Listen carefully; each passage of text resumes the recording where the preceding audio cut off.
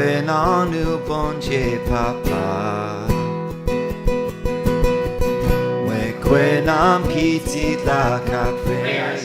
Hello. Hi, Ty. Can I have each of you say who you are and where you're from? My name's Kathleen. I'm from New Zealand. My name is Michael. I am originally from the Pacific Northwest in Oregon. At the base, Cap-Haiti. That's a difficult question. I was there all of last year, and then I've been there for about 5 months this year. Yeah, and I've been there since April. So I was there from April until November, but a month of that I was leading an outreach from the DTS that we ran in Haiti. So a month of that I spent in Cuba too. How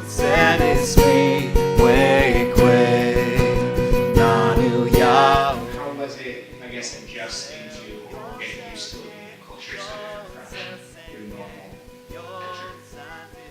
I think it was fun. It was different because there were kind of two cultures you had to get used to in terms of moving into living in community, as in YWAM, but also moving into a completely different culture with the Haitians. And so it was challenging. I definitely learned a lot. But we had Haitians living with us on base. And so we were able to kind of get some Haitian wisdom from them.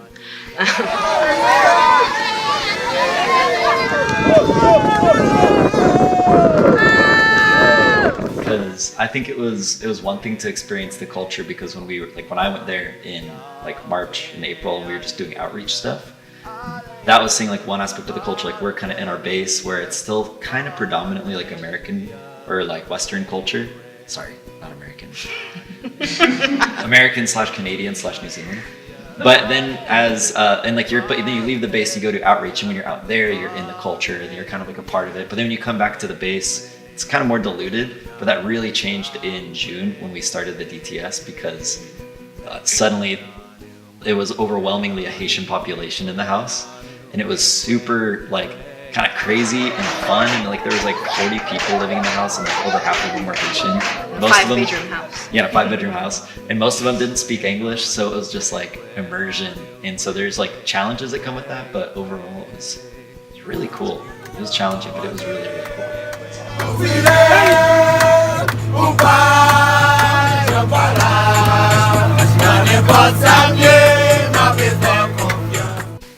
it like trying to tackle a new language? Yeah, it's pretty different.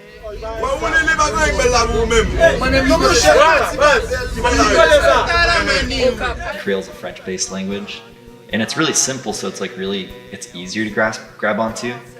But I don't know, I feel like our team, several of us like really committed to learning the language, and that was just such a huge help in so many ways.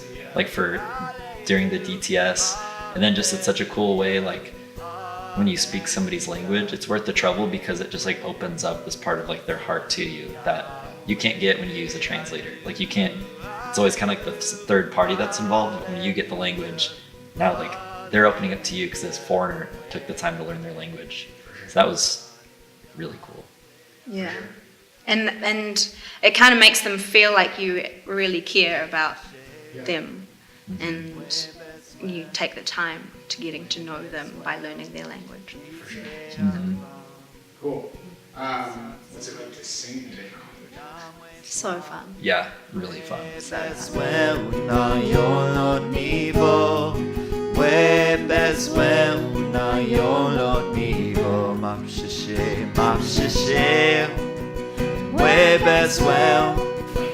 thing to speak a different language, but to sing in that and to lead people in worship, does that feel different at all, or is it pretty much the same? I personally love it because it just makes me realize that when we're worshiping God, there's no boundaries.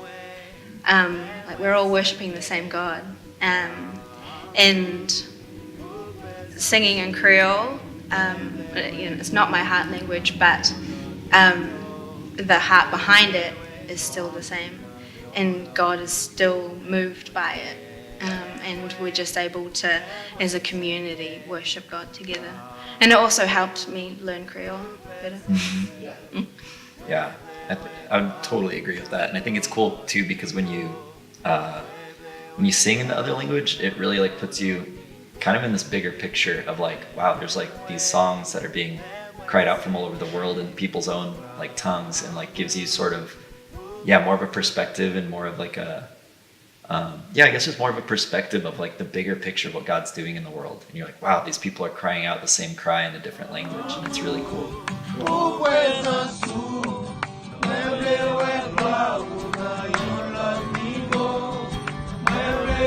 about the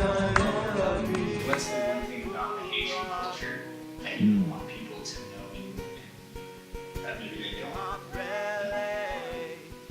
That's a good one.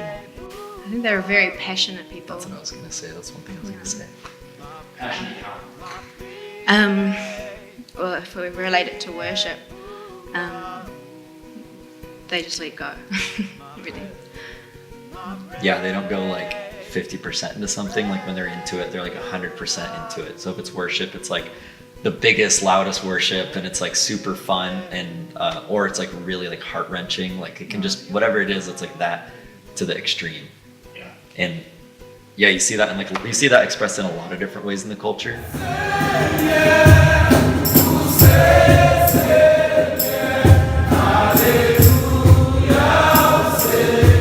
Yeah, can I tell a story? Just going back to the passion bit, when they truly believe in their relationship with God, I just met this one lady in a church, and we were having communion, and usually communion is very just like, thank you God, take the bread, drink the wine, but the pastor was like getting the people to just pray and thank God for what he's done for us. And there was a lady sitting next to me, and she took the elements, what do we call them, and she was just weeping. And in my head I was just like, I've never actually seen anyone that emotional about communion. And to me, I was like, that is a woman who knows what God has done for her and who knows who Jesus is. And that was just a beautiful display of their relationship with God. The other thing I was surprised to find was how hospitable the people were. How willing people who didn't have much at all were just so honored to have you in their presence, so honored to have you in their home, to come speak at their church.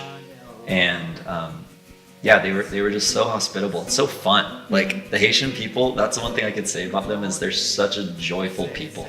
Like you sit in a room in a house full of like Haitians all the time, and you just find yourself like laughing and just like listening to people's conversations, and you're just like, there's just so much joy always happening in the house. And that's actually what we ended up calling that house, was because of that.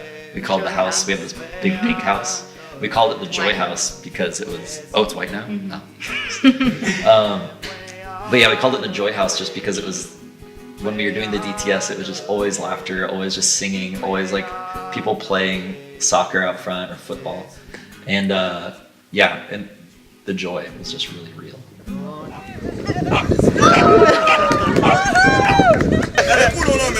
Ah, très sale.